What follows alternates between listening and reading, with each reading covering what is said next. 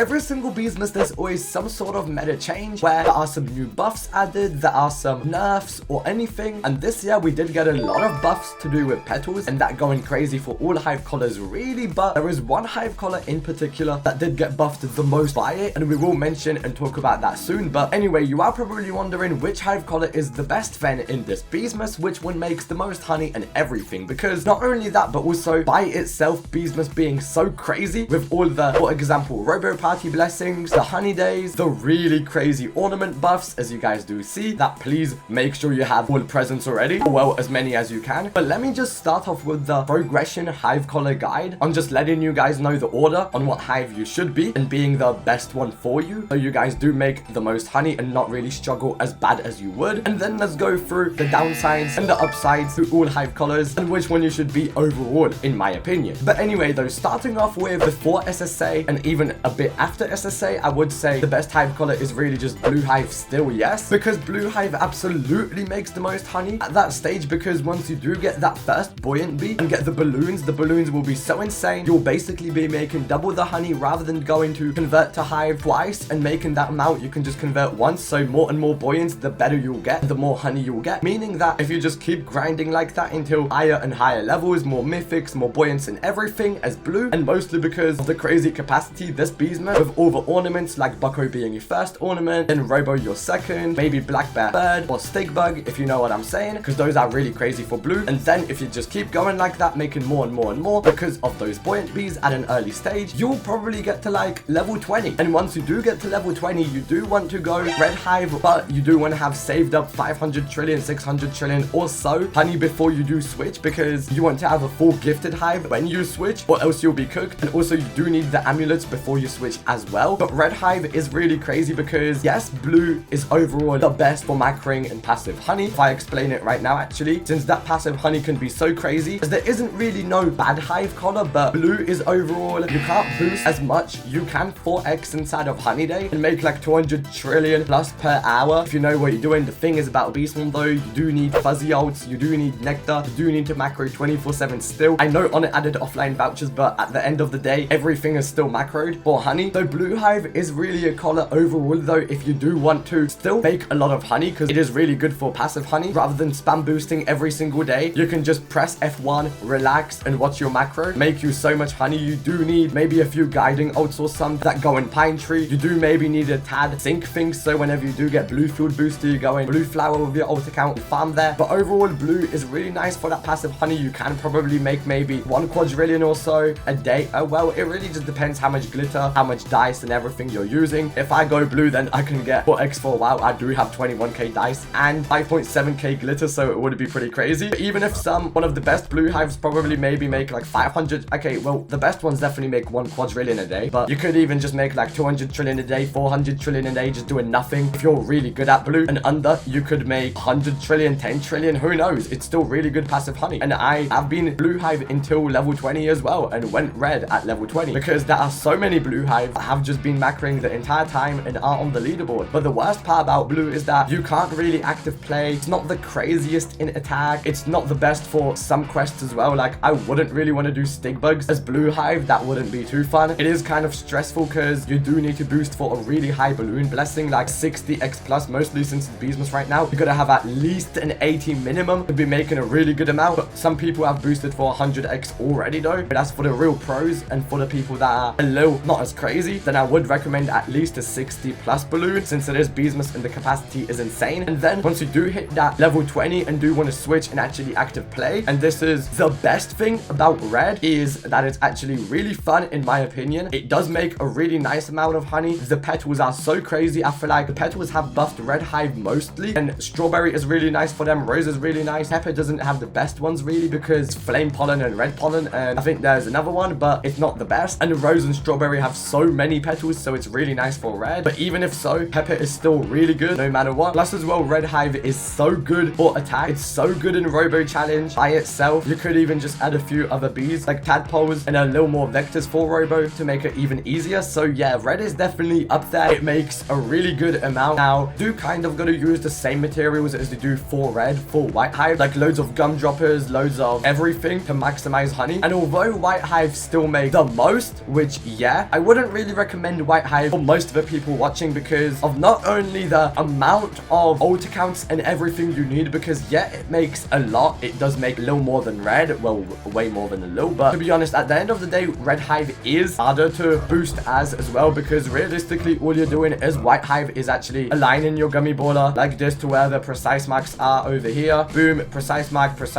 I align it right like this, release my gummy ball, get a 10x gummy ball, and you just gotta stretch out your triangulates over all marks, and boom, growing your gummy star and having gum droppers and everything. And that is the thing about it. It is a little easier than Red Hive, but it does cost way more too. Of course, everything needs an ult account with fuzzy bees and all, but at the end of the day, White still makes more. So in conclusion, I would say that Blue Hive is really nice for the passive honey. Overall, you can't really boost with it though. It's all about macroing with people or with an ult account, sweating as much as you can to make more and more honey every day, because the passive honey is really crazy, such as 100 trillion every single day, and you do not boost every single day. But then if you have Red Hive, you do make really crazy amount. It's more fun, it's good for attack, it's nice for active play. You can actually walk around the map and not stress about losing your balloon blessing or bubble bloat. And at the end of the day, I would tell people to just be blue until level 20 and then switch to red. Really just depends to you guys though. And then after, once you do get to a even crazier amount with loads of ult accounts, I would say go White Hive, because you do still need a lot of ult accounts for White Hive. Red Hive isn't as dependent, but it still needs ult account, don't get me wrong. At least the fuzzy and a few people with the Prim Sprinklers gum dropping too and catching coconut combo. But at the end of the day, White Hive does make the most. It is still the most OP. Red Hive is really good. White Hive is still the best though, until we get new gear or until we get some more balance changes, because it seems like on it keeps nerfing blue and